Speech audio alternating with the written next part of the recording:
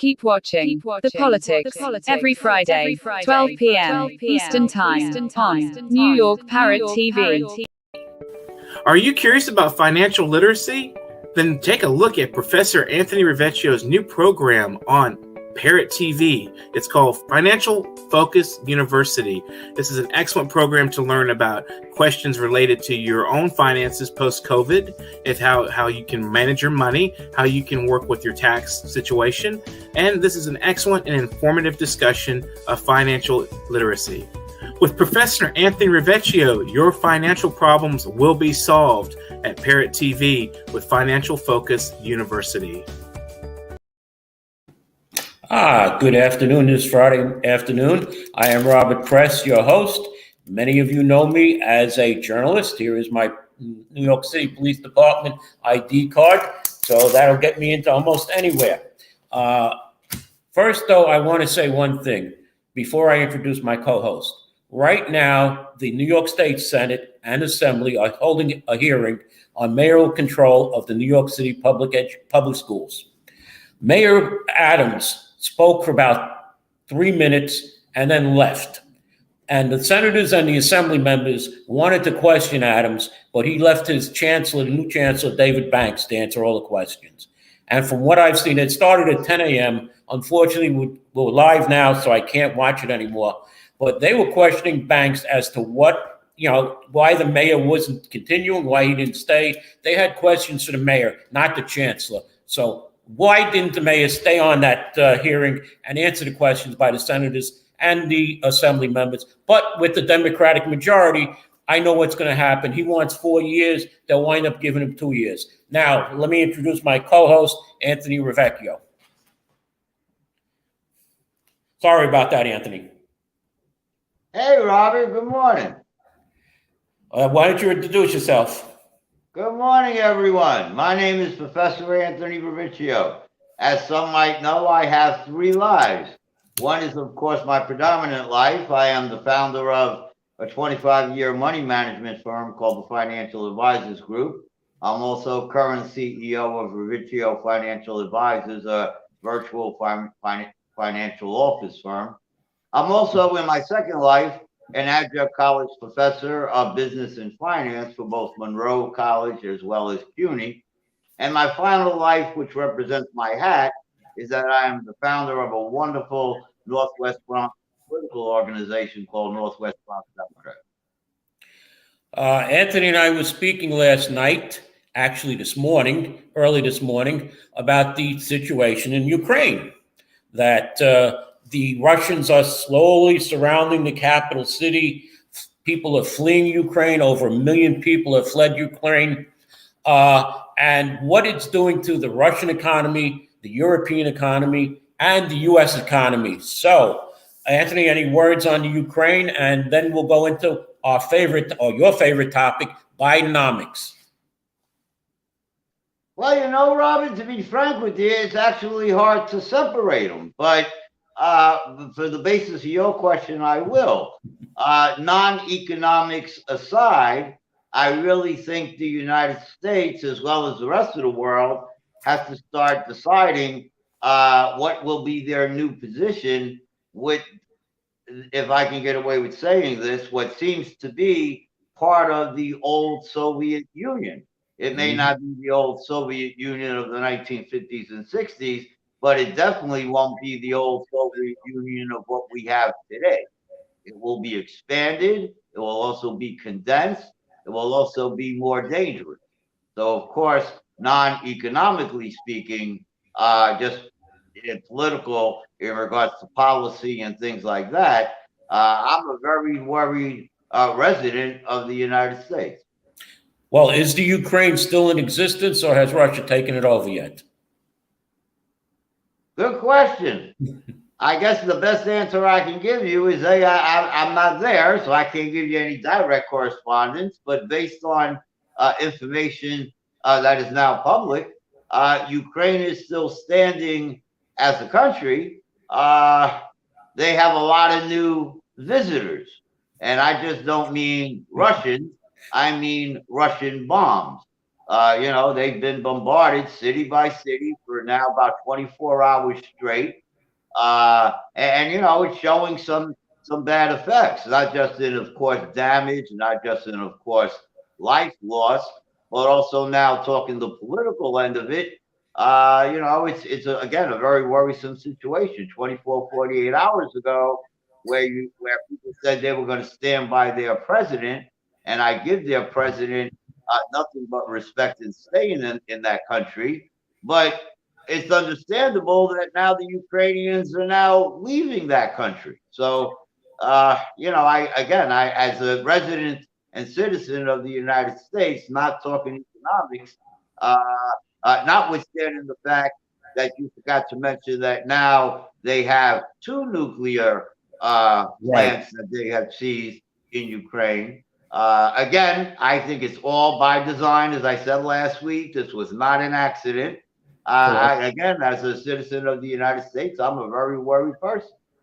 So Russia is right next to China. What is China doing about this?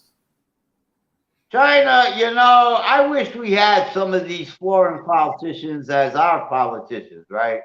Because to answer your question directly, China is playing a beautiful ball game. They're playing both sides of the coin better than any politician here in the United States. Their official position is that they are neutral and they want as less of losses of life as possible. That's their official position. Right. Again, from an economic position, I think people will find that China and Russia are still very happy campers together. Well, I mean, we don't hear much from our elected officials like Senator Schumer or even Congress members like Jamal Bowman or Alexandria Ocasio-Cortez. Yet when they went down to the southern border, the Ocasio-Cortez and Jamal Bowman had a lot to say, even though Bowman didn't say anything to me. But, what are they saying about this atrocity in Ukraine? I think the best way to answer your question is how it was said at the State of the Union address. I think it was very well known that our Congress, I believe, and including you mentioned, support Ukrainians, support the fact that there should be no seizure of territories. So to answer your question, I believe that everyone is trying to find a non-military solution to this problem, including the representatives you mentioned. Okay, well, we're going to have to wait and see. Hopefully next Friday when we talk, the Ukraine will still be there. But let's go on to Bidenomics. Next Friday? I'm glad we don't. I'm glad you're not a U.S. serviceman. But I'm glad you're not a U.S. serviceman. I don't know if we'll be there by Monday. Let's go on to our Bidenomics section, because you told me last night that the jobless figures were going to come out. So what are the new jobless figures and how does that affect our economy? Ladies and gentlemen, we'll talk Bidenomics for just a moment. Hopefully, Mr. Press will give me a little latitude with this segment. We got a lot to cover. You can, of course, get more detail on our show tonight at 5 p.m. Bidenomics for the week. As Mr. Press mentioned, he and I had an offline conversation last night, getting ready for today's show. But of course, as I said on last week's Financial Focus University, we've created the Bob Press Index because we've had now what seems to be a second week of gloom and doom. So to give you the short version, if you remember Monday that passed, our market was pretty much flat. And then, of course, Monday night we had the State of the Union address. So I'm sorry, Tuesday night we had the State of the Union address. Tuesday during the day, the market went down 1.7%. So on Wednesday, how did they respond to the Joe Biden presentation? Well, they were very favorable. The market went up 1.8%. So far, Monday through Wednesday, you're pretty much looking at a flat, bang, boom week, right? So far, pretty much even. But now here comes Thursday. and the U.S. jobless claims come out. None of this stops Putin, who keeps bombing and bombing and bombing, which, by the way, gets more intensified as we speak, right? But the jobless claims come out, and they actually show that the numbers went down. So it was expected that today the unemployment rate would go down. But let's go back to Thursday for a moment, because jobless claims went down. Sounds like great news. The labor cost index went up. It went up 0.9%. Now, in normal terms, that would be a concerning number. But it was, of course, it was interpreted as, oh, another great sign for our economy. So what did the market say when all that good stuff came out while Putin was still bombing and bombing and bombing? The market went down. The market went down 0.7%. That was yesterday. So today, now we speak, and today unemployment went down to 3.8%. Right. And all this economic good news keeps coming out today. While Putin keeps bombing and bombing and bombing and bombing. So as we speak, Bob, as we speak, the market is down 0.8%. If the market closed right now, the Bob index, the Bob Press index for the week would be almost minus 1%. Wow. For the week. I know you've been, when the war broke out, you made, money on that, and, you said you owe me a steak dinner. I didn't say that. You did. You made like $500,000 on the market there. No, Bob, and I'm glad you deferred to the segment, because I might, you might owe me some money. I believe sometime during the course of the last week, you suggested a day that I sell, which was the only day that the market actually went up. So I don't know about that. Well, Anthony was buying, what were you buying? Puts, was it? And in general terms, they're called options. Options, yeah. And what it is when the market goes down, you make money. However, if the market goes up, vice versa, and vice versa. If the market goes up, you lose money. So Anthony made a nice sum of money, but then went back into the market, and all of a sudden the market rose. So Anthony had to give back some of that profit he made, correct? And they call that today day trading. 20 years ago, they called it Wall Street. Mm-hmm. Well, anything else economically for us? Economically for the week, most traders are probably now done. Of course, the U.S. market is still open till 4 p.m. today. The extended market will be open till 8 p.m. tonight. But most traders, tell the audience a little Wall Street inside secret. Are you curious about financial literacy? Then take a look at Professor Anthony RIVIECCIO's new program on Parrot TV. It's called Financial Focus University. This is an excellent program to learn about questions related to your own finances post-COVID, and how you can manage your money, how you can work with your tax situation. And this is an excellent and informative discussion of financial literacy. With Professor Anthony RIVIECCIO, your financial problems will be solved at Parrot TV with Financial Focus University. All right, let me just continue. We're going to move away from economics right now and tell you. Hey, Bob, did you notice my secret didn't come out? I got hit with a commercial, so I was able to keep the secret. Yeah, I guess you'll tell us tonight. By the way, don't you have a guest tonight? Yes, Financial Focus University, not on a regular basis, but we hope on a semi-regular basis, will extend our 30-minute program to a 45-minute program with a new segment called Politics and Budgets. We're trying to take advantage of the electoral season. Of course, this season has to do with state elections. So, here in New York and outside of New York, of course, as well, that's very important. Why is it important besides the politics of it all, which I'm sure we'll cover on this show in future, episodes?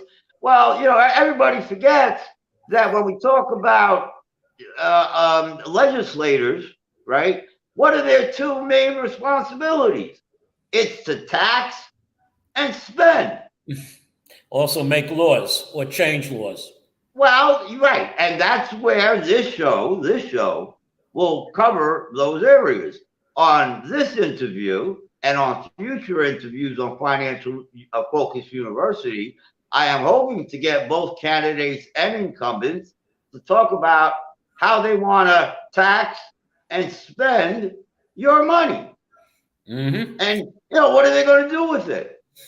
Christian Amato, who will be our first guest, running for a new state senate district, covers anywhere from Allerton, Pelham, Bedford Park, Norwood, Riverdale. Little piece of Parkchester. Right. I know I'm missing a few neighborhoods, but it's basically a brand new district covering a lot of East Side, West Side communities. And you're now in that district, so you've changed Senate districts. That is correct. They took away the south part of the district, which went down to Hunts Point. All right. So it was a big district from Riverdale to Hunts Point. And if we say Richie Torres, who is now the congressman in Riverdale, he basically covers down to Hunts Point also. So, I mean, we can look at it one way or another. Here is Mr. Amato. He was the deputy, what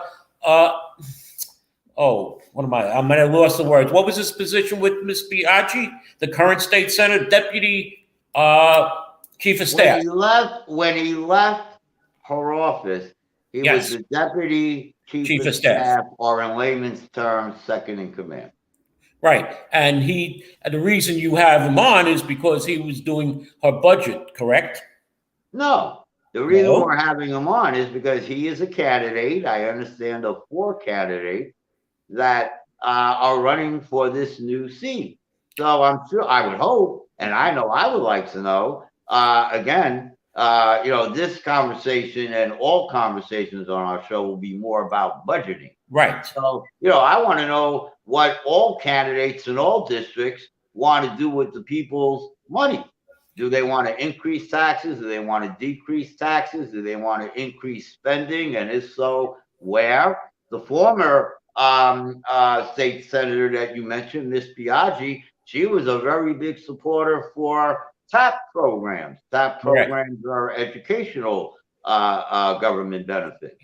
I don't know Mr. Amato's position on that, so we're going to ask him that and many other tax and spend related questions. And we have a comment from Mr. Russo about your mask, Mr. Sal Russo. He says, shouldn't that be up on your nose a little more, not below the nose? I'm going to diverge a little here. No. Let me answer that. Firstly, I will accommodate Mr. Russo. And the rest of the audience. So let's cover that. Of course, number 2, Mr. Russo should check on his medical apparatus to be sure that he knows that you can catch more germs through your mouth than you can your nose. Well, what I want to say, though, is New York State Governor Kathy Hochul has already said that you don't have to wear a mask in many areas, and she's leaving it up to the localities. So Anthony's locality there in his office has left it up that he's going to wear a mask. But let me share this with you right now, Robert. And I'm not suggesting anything to anyone, okay? But long story short, the science, as many have said, has shown it's not true. So, you know what? I'll use any and every protective measure that I believe, for me, is appropriate. So, get ready. According to Joe Biden, I could pick up 1 billion of these at the pharmacy. I got the truck ready. Well, you won't need it as of Monday because Mayor Wait. You're believing in the science? You're telling me that it's gone? Well, Mayor Eric Adams will be lifting the mask mandate. So you believe that? You believe that? I want to be clear. You believe that? I believe his 2 doctors, Dr. Chachi and Dr. Katz, who both said, I'm immune to COVID since I had it 2 years ago. So then why did you blame Mayor de Blasio for saying you caught it again? Well, I had to get the vaccination, and the vaccination mimics the disease. So my body thought it was The COVID again. vaccination mimics the disease. Yes, it I think activates- 98% of the people that had a successful vaccination would disagree with you. But again, you got, let's call it a bad side effect, but Right. you swore that you caught it again, and you wrote a public article accusing Mayor de Blasio of lying. So which one was it? Was it that he was wrong, the doctor was wrong, or you were wrong? No. They didn't tell me what was in that. And They when told you it was a vaccination. What do you mean they didn't tell you what was in? Again, see, you're making my point. You Correct. believe in the science, right. right? Well, I'm telling you, for Anthony, I'm not making any suggestion to anybody else. For Anthony, the science has been disproven since day one. Right. So, Okay. but you keep believing it. Well, wait a minute. You're telling me, But yeah, Anthony- you take off the mask, yeah, go and party, yeah, go Anthony. do this. Of course, Eric Adams wants to see the Brooklyn Nets get over 500. Anthony, what happened was when the first masks were from Mayor de Blasio, they were the thin little cloth masks. Then, those were fine, and the rate went down. Then we got thicker masks from the state, okay, which were fine. They were better protection, and they were fine. Now they said the K95 mask is needed because it covers your whole face, okay? So you're not really covering your whole face with that mask like the K95. So I don't know. I'll say it again. And I'm not a medical doctor. The science also said, Anthony. I'm just a financial and political doctor. But I will say it again. It is, to me, it's medically proven that you can catch more diseases through your mouth. Yes. So why am I concerned about my nose? But that's okay. Are you curious about financial literacy? Then take a look at Professor Anthony RIVIECCIO's new program on Parrot TV. It's called Financial Focus University. This is an excellent program to learn about questions related to your own finances post-COVID, and how you can manage your money, how you can work with your tax situation. And this is an excellent and informative discussion of financial literacy. With Professor Anthony RIVIECCIO, your financial problems will be solved at Parrot TV with Financial Focus University. Well, let's just go on a little bit about what happened after Friday's show. The next day on Saturday was supposed to be the unveiling of the street sign in Morris Park for Fan Noli. Okay, Fan Noli was an Albanian leader. He led the country for a couple of years. He came back to America. He was here in America. He got his education in America. When Albania got its independence, he went back to Albania, led the country. Then when he was overthrown, unfortunately, he fled and came back to the United States, where he wound up starting the Albanian church here in America and across the world. So he was a big man in Albanian history. And Mark Jonai, before his term ended, got an approval for a street sign on Morris Park Avenue by Jacoby Hospital. For this naming of this, co-naming of the street, Fan Noli Way. What happened, though, was when everybody went there Saturday, there was no street sign. And people knew this in advance, unfortunately, but they had a protest. And the 49th precinct, well, they supposedly have enough police to cover everything, including these three new homeless shelters for single men that are coming in. But you know what? There were 8 police cars, and none of them were from the 49th precinct that were over there. They were all from different precincts. They were from the 40th, the 41st, the 43rd, the 44th, the 46th, 48th, and even the 52nd precinct. Okay, so they had to pull police from all over the Bronx to cover this peaceful rally. All right. I sent our producer some pictures. Unfortunately, you can't. Bob, it wasn't a rally. It was a protest. A rally. It was advertised as a protest. Why was it advertised as a protest?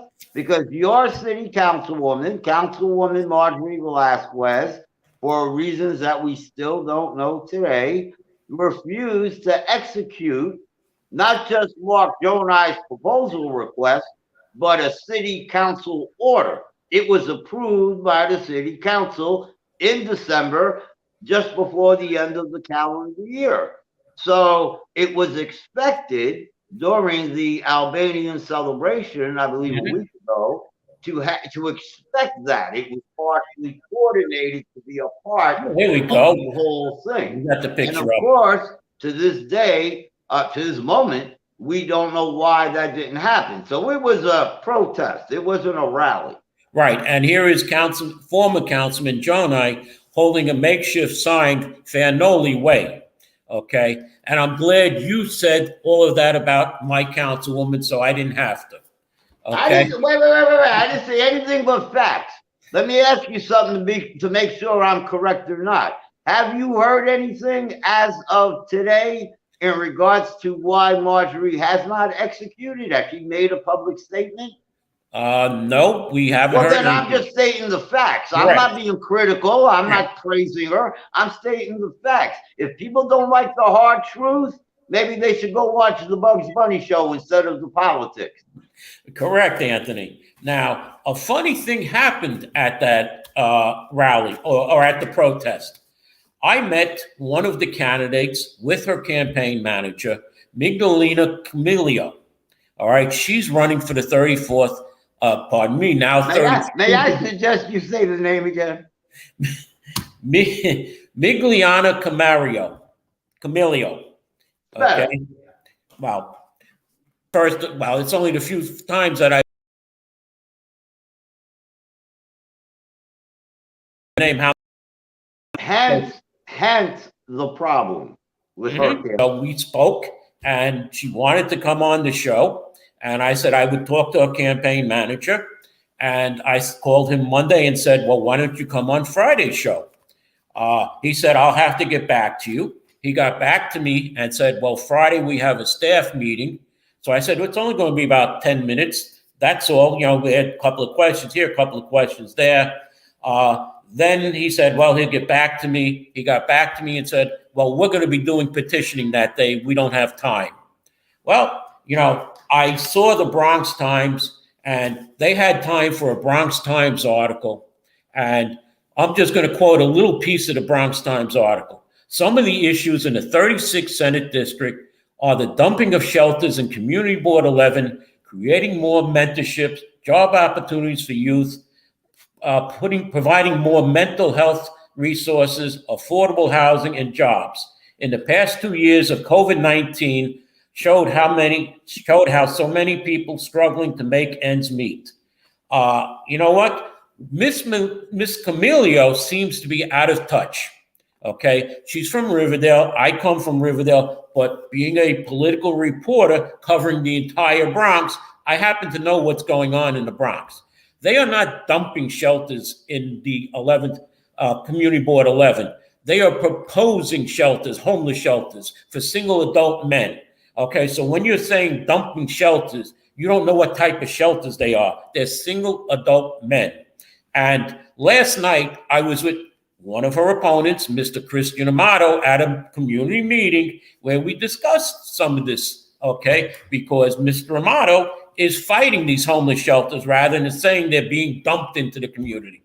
I'm not taking any position on that. I'm being even, but I must state the facts that Christian Amato, her opponent, is working in the community, in Community Board 11, which he is a member of Community Board 11, and fighting this. Where does Miss Camilio come from? Do you know Mr. RIVIECCIO? Anthony? Yes, I'm here. Where did she come from? Oh, well, you know, probably the best way to answer you is the Bronx Times, if it did anything, and it did do some, it gave us a little history of her. I don't know much about her, again, hence I think, you know, her problem in running for office.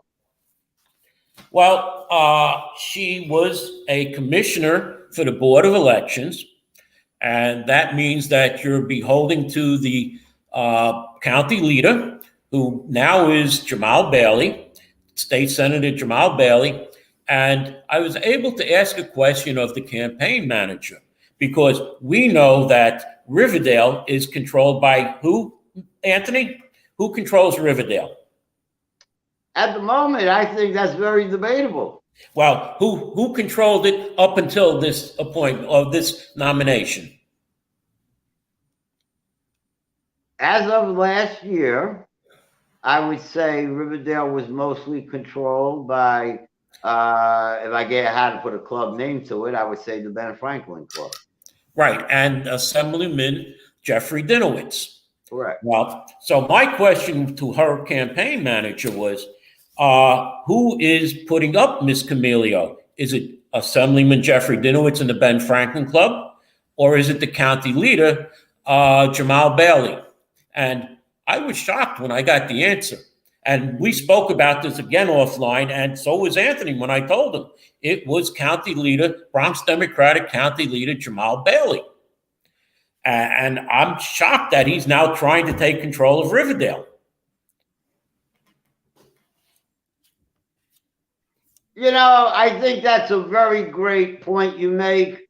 Before we get to that point, though, Kevin, give me a moment to try to, I guess, respond to your question, because I actually have the same feelings, Kevin, in a lot of ways.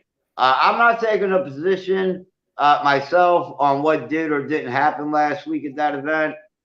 Here on the west side of the Bronx, I know we have some similar concerns. You know, we want to, of course, honor great people, but more important, we want to honor great Bronxites, right? So some of our legislators, in the sake of wanting to represent their heritage, which no one would disagree with, I think sometimes that gets a little out of whack. It's happened here on the west side in a variety of different areas, Tremont Avenue, Kingsbridge Road, where they're recognized for, I got to call them great foreigners, because they're not great Americans. They're not great Bronxites. That doesn't mean they're not great. That just means they're not great Americans or great Bronxites. And obviously, it looked like it just happened in Morris Park. Well, Anthony, there could be another. Do you know that there is a publishing company that wants to make life easier for you as a writer? This publishing company is called World Inkers Printing and Publishing. We publish in all different languages, and we're looking for writers of all genres, all formats. We're looking for scholars, ghostwriters, playwrights, poets, short fiction, novelists, you name it. We're looking for anybody who is interested in writing and the craft of writing to be in touch with us. You can reach us at info.worldinkers@gmail.com. With World Inkers Printing and Publishing, you do not require a lot of money to publish with us. Contact us today at info.worldinkers@gmail.com. Become a winner with other authors at World Inkers Printing and Publishing. Give us a shot. We will surely finish you. Are we back? Yes, and we have a little chat box over here from our producer, and I want to thank our producer for, after the commercial came on, for letting us know that there'd be a commercial break. So thank you, Mr. Producer. We have about a half hour left in the show, Anthony. So let's continue with the 34th Senate District. There 36, are two other, 36. No, right now it's the 34th. Right now, it's the 34th. No, right now it's the 36th. Wait a minute. What district is Senator Biaggi in charge as state senator? I think the better question, Robert, is this, and you asked it to me last week. Who is my congressman? Who is my congressman? How did I answer that last week? You said it will be Richie Torres. No, it is Richie Torres. No, it's not. You have right now Adriano Espaillat. Okay. I'm not going to argue with you about semantics. Because I'm not going to argue with you about semantics. The day after November, whenever the election comes in November, let's get back to your prior question or prior statement, which was, you said just before we went off the air that Jamal Bailey was invading Riverdale. Yes. And I'm surprised at that, because that's always been Jeffrey Dinowitz's territory. He came into the assembly in 1994 in a special election. I ran against him 2 years later on the Independence Party line.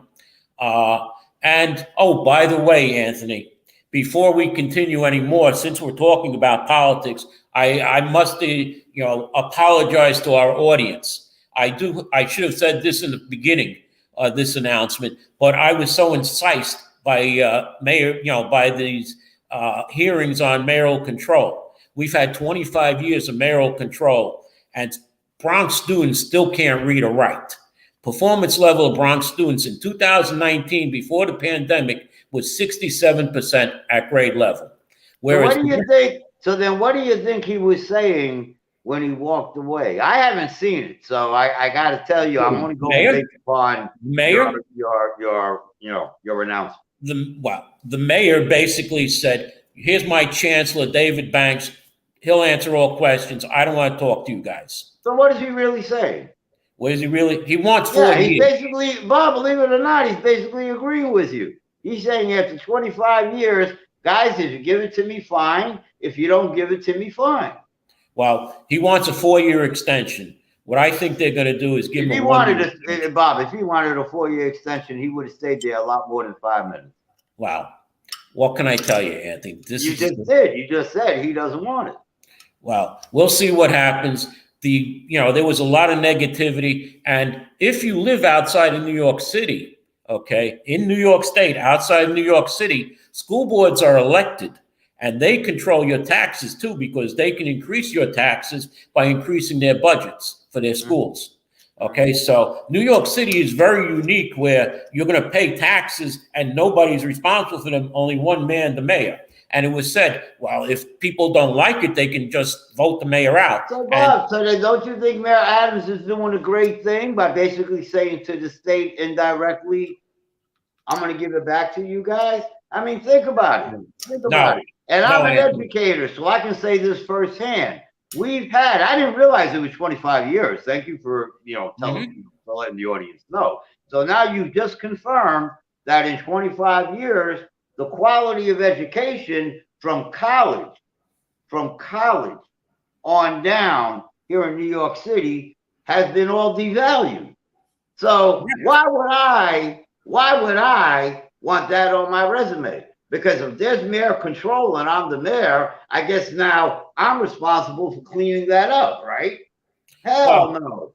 And the sad part is that a generation, now going on 2 generations of people, are going to have to deal with that. Hello, private school. Hello, charter school. They want to know why these things are booming. Right. It's because in 10th grade, they can't even read. And what does the Board of Ed say? Oh, don't worry. We'll just lower the standards to the point where you can read.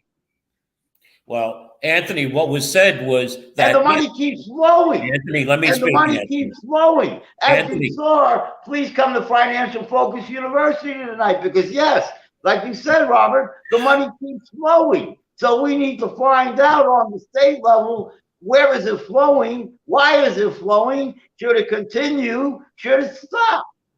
The public school system is losing students, the chancellor said. All right. And everybody right now, because of COVID, is losing students. No. They've been losing it since mayoral control came in. All right. That's with charter schools. That's why. And these state senators and assembly members want to increase charter schools, because the charter schools are the ones that are educating people.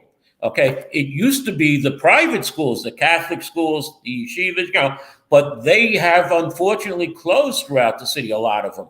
Okay, so they've been replaced by charter schools. And the charter schools, I was a parent leader many, when this mayoral control came in, and we saw we had school districts. All right, there were 32 school districts and then a district for special education. And when mayoral control came in, it was called a community education district, not a community education council. They've taken the word district out. Mayor Bloomberg did that. And I was just listening to this, and Senator Liu, who was in charge, the CECs, they had CDEC, Community District Education Council. So I don't know what happened to that word district. If the decentralization law of 1967. How long were you on that, Robert? What was that? How long were you on there? On where? You were a school board member, weren't you? No, I was a parent leader all the way up to the Chancellor's Parent Advisory Council. What were those years? Let's see. That was about 2000, 20 years ago. And how long were you on? I was on for several years. So then when the school got devalued, your organization didn't help.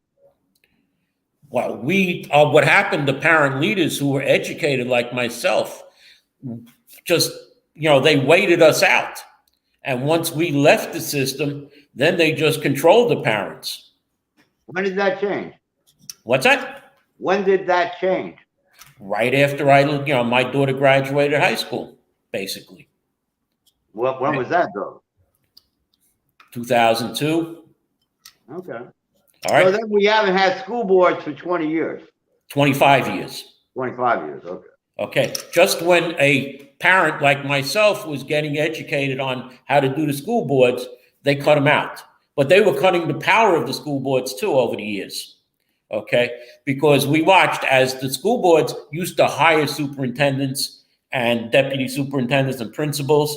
Okay. What was found out that they called it corruption, that people put in their cronies or their friends. And we saw this in District 10, how a school board election, we had one year the teachers union and the principals union fighting each other because the principals union wanted one superintendent that favored them. The teachers union wanted a different candidate which favored them. That's the old Sandy Lerner, John Rahill fight, if you remember. Okay. So then do you think the state or the city should continue handling school education?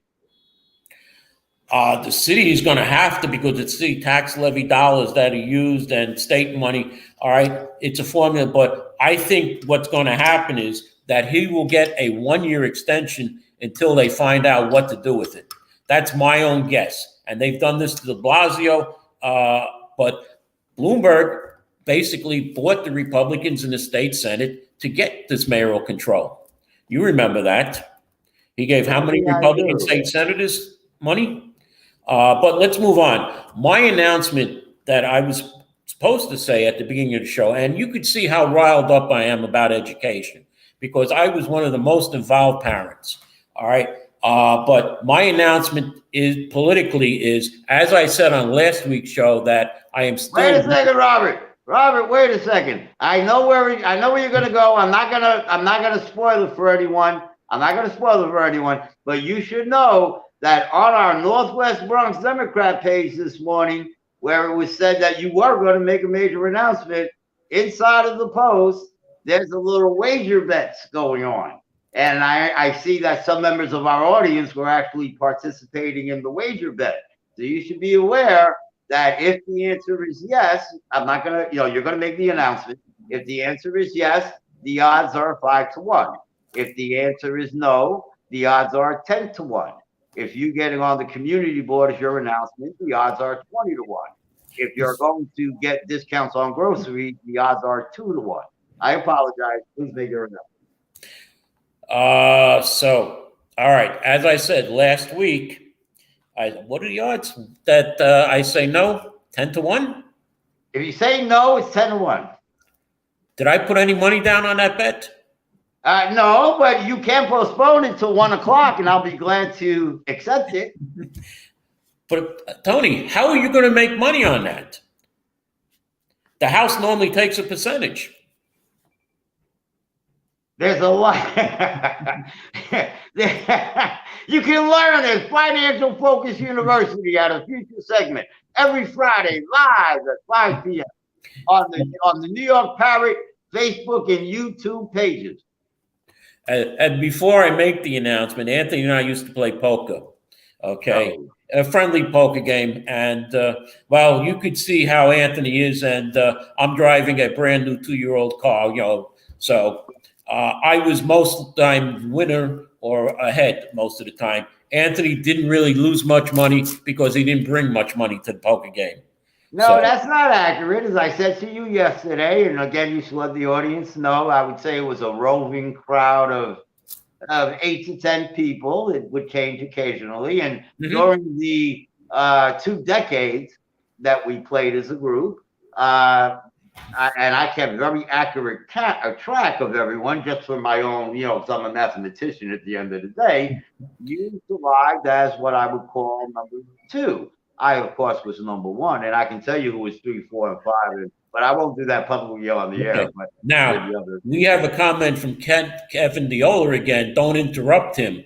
Now, who do you mean? Do you mean Anthony interrupting me or me interrupting Anthony? Because the majority of the time, Anthony's interrupting me or taking control. So let me make the announcement. And if you went with the big odds, you're not going to win. You had to go with the lower odds at 5-1 because last week I said that I am still reconsidering running for male district leader in the 80th Assembly District. I have made my decision. It was decided a couple of days ago. Unfortunately, I didn't want to put it in print. I wanted to announce it here on the show and let Bob announce it. He says, I am not running for male district leader in the 80th Assembly District because what I wanted to do is I wanted to get rid of the current male district leader, Marco Sierra, who I helped get in, and he turned into a monster. So I basically, what happened is he is not running for male district leader now, so there's no reason for me to run for male district leader. I'll let Remy Salas and Sammy Ravello, who have announced, and they're going out and getting petitions. They can fight it out between themselves. Okay, I'll take my $10,000 from my campaign fund that I was going to use out of my own money and go to Vegas. And I have a couple of women I want to take with me, or one at a time, that is, and we'll see. Make sure, Bob, you look at a future segment on Financial Focus University for budgeting so you can afford to take all these women to Florida. Live every Friday, 5 p.m. Anthony, you got to know how to be at the casino. I'll give you a casino tip right now. If you're playing blackjack, you want to be on the end seat. You don't want to be the first, second, third. You want to be in the last seat. You know why? Why? You don't know why, Anthony? I do know why, but I'd rather hear it from you. I was in Atlantic City one time. I'm sitting in the last seat, and a man sits down in the middle. Had to be Nick Bonicani. He looked like a Florida Marlin, or whatever, the Miami Dolphin linebacker. It looked like Nick. Okay, he sits down, puts down $250 worth of chips. He's in the middle.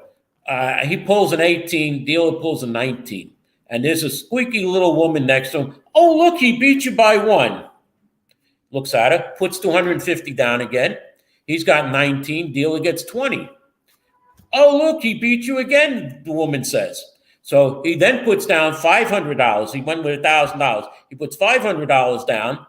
He got 17, dealer gets 18. Oh, wow, he beat you by 1 point again, she says. He looked at her, probably said to himself, it isn't worth it, and walked away. Okay. If he's in the middle and this woman was after him and the dealer has, say, 15 and she has 15, she may take a picture card that would burn the dealer. If you're on the end, you have to look at what the dealer has. And that's how you judge. So you don't want somebody like this woman making your decisions. Hold that thought. Hold that thought. Where is Anthony going? Hold that thought. Hold that thought. All right. Hold on. Hold that thought. Any more comments, Kevin? Bob? Yes? Can you see that? I don't see anything, Anthony. I see myself. Oh, there we go. What is that? That's a poker chip? Hold on. Now I'm going to turn it over. Blue Dog Democrat. It's a win-win. This was from a tournament a couple of years ago that references some of the analogy that you're referring to. Again, now you were referencing, you used a bad example. You used blackjack as a poker example. Very bad analogy. They're two totally different games. There are a variety of different reasons why people win. This is a winning chip. This is the chip they No, it's not, Anthony. That's a losing chip. Sir. If you have it, it's not. Do you see that phone number on the chip, Bob? That phone number is syndicated for two things. This chip, number one, is to allow you to go back to your hotel room to cash in. That phone number, if you so desire not to go downstairs, is to call the manager of the tournament that will bring the winnings to you. I deferred the latter. I did not go downstairs to cash in. And I asked him, I said, do you want the chip back?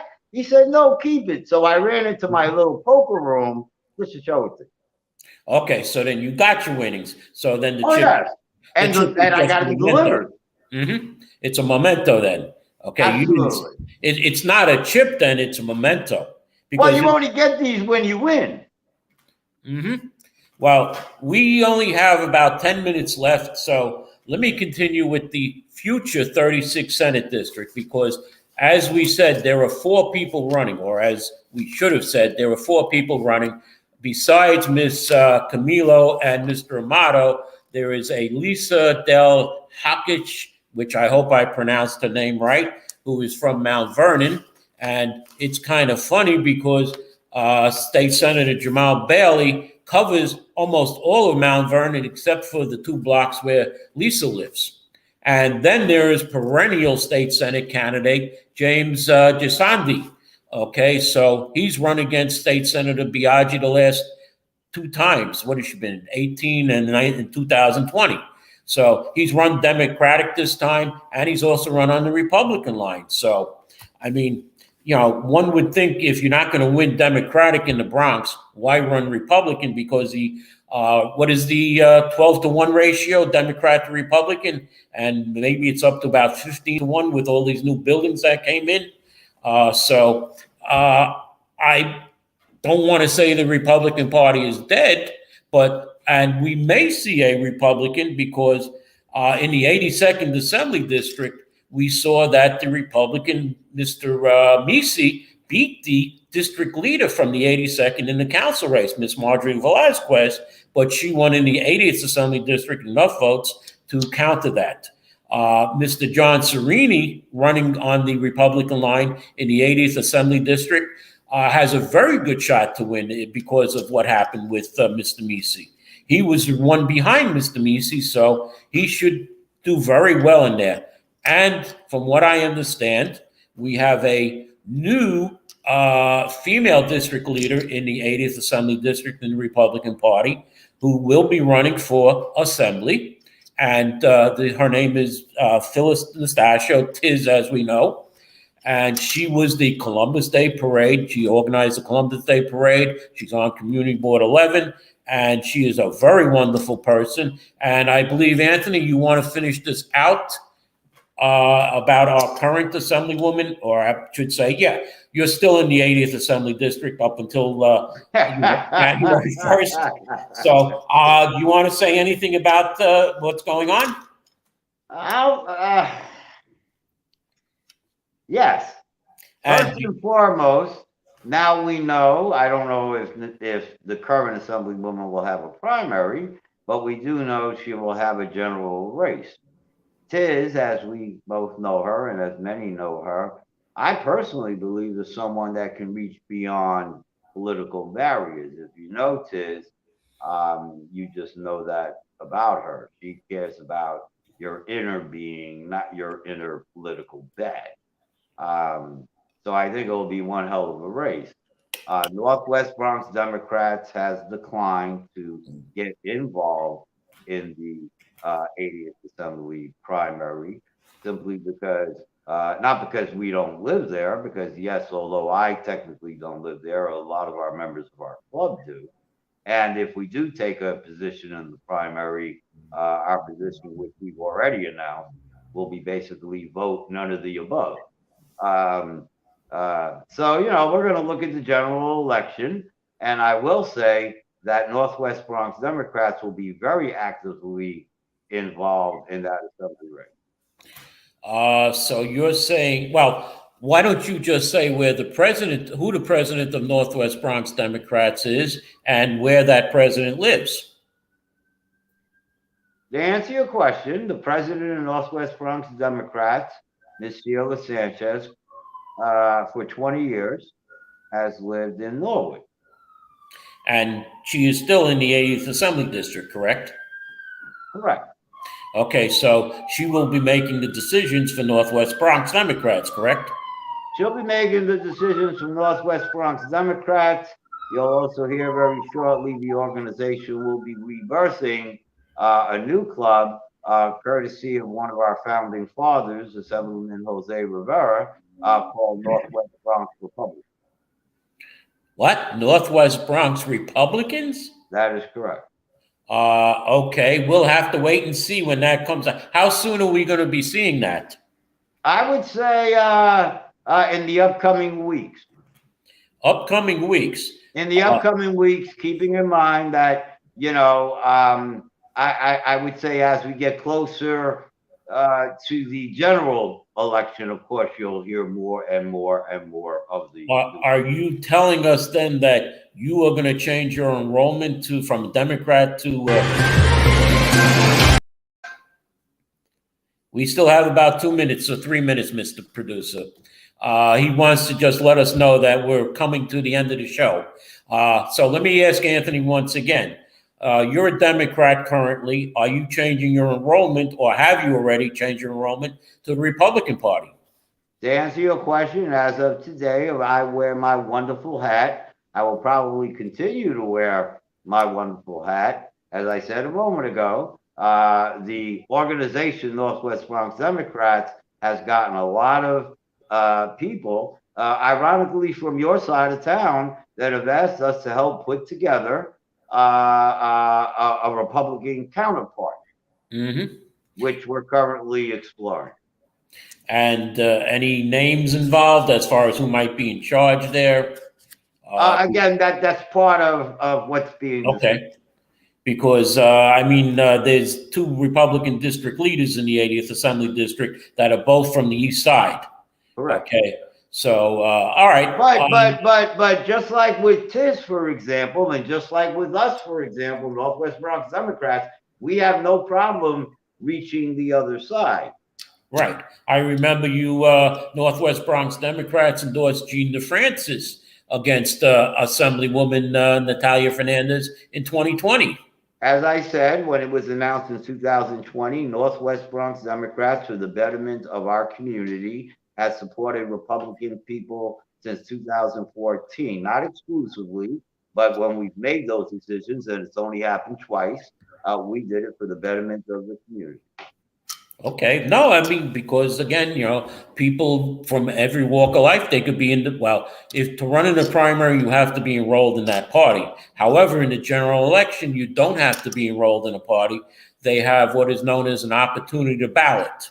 All right. So then in theory, based upon what you're saying, then in theory, both Northwest Bronx Democrats and Northwest Bronx Republicans can get involved in the general election of the 80th Assembly District. Yes. Yes, they can. As far as everything else goes, let's just say our goodbyes because we're at the end of the show. Next week, we will have Christian Amato on the show, who is running in the new 36th Senate District. And I'm sure Christian will be very informative, unlike Ms. Camilo, who denied coming on our show. I don't know if it's us with the state senator, Jamal Bailey, because her campaign manager said it was Mr. Bailey who made the decision for her to run. So I don't know if it comes from Mr. Bailey, if he's done something that I would hope. I let those decisions up to you. So if she's watching this show or hearing our voice, she's more than welcome to come on our show. Feel free to reach out to me directly if I could be of some help. As far as Financial Focus University, we're having Christian on our show tonight. We're talking budgets. We are going to talk a small amount of politics, depending on where Christian wants to go in the conversation. But most importantly, we're going to be talking about your tax money. So please join us today, 5 o'clock, live on Facebook and YouTube, New York Parrot TV. Everyone have a great weekend. Are you curious about financial literacy? Then take a look at Professor Anthony RIVIECCIO's new program on Parrot TV. It's called Financial Focus University. This is an excellent program to learn about questions related to your own finances post-COVID, and how you can manage your money, how you can work with your tax situation. And this is an excellent and informative discussion of financial literacy. With Professor Anthony RIVIECCIO, your financial problems will be solved at Parrot TV with Financial Focus University.